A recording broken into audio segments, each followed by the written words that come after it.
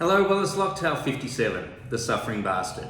Now, I'm doing a 1941 Joe Shalom Suffering Bastard, not a 1972 Trader Vic Suffering Bastard.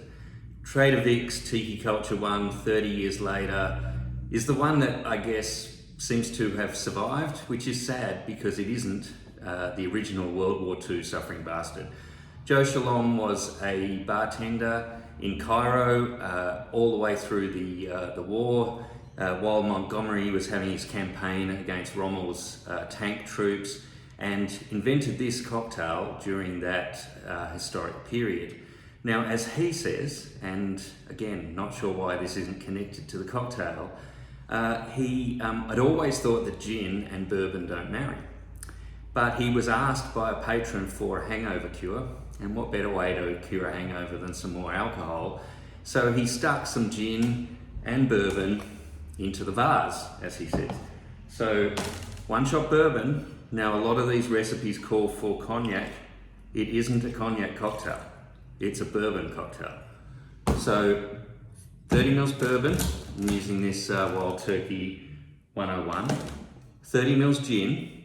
And as Joe said, he didn't think that these would go along, but then he mixed them with some Angostura bitters, a few dashes, and some lime that he had lying around.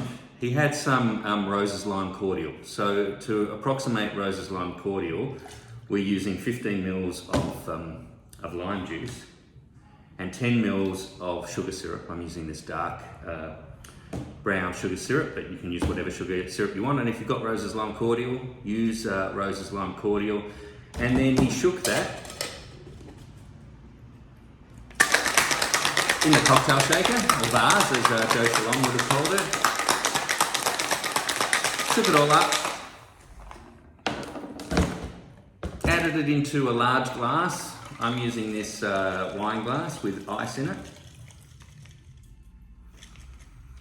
And then topped it up with 120 mils of ginger ale. Now again, ginger ale. Again, a lot of these cocktails, the cognac cocktails, call for ginger beer. There's a lot of cocktails we've been looking at recently in the tiki sort of culture where it's ginger beer. This is not a ginger beer cocktail, this is a ginger ale cocktail. If you want to make the 1941, middle of the fight between Rommel and Montgomery, and apparently, and this has been checked, I believe, the troops sent a telegram asking for 8 gallons of this to be sent to where they were located as a hangover cure. And it became, basically as he said, he was surprised at the result. The customers didn't drop dead, they recovered and they clamoured for more, and they've been clamouring ever since. So this is Joe Shalom's recipe.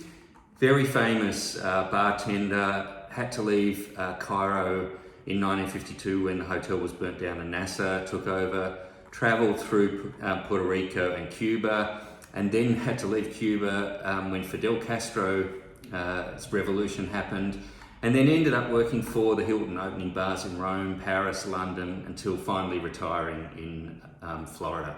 Some have even said maybe he was a spy bartender. Certainly being caught up in 2 revolutions is interesting. Now you can garnish this with a sprig of mint or a slice of lime.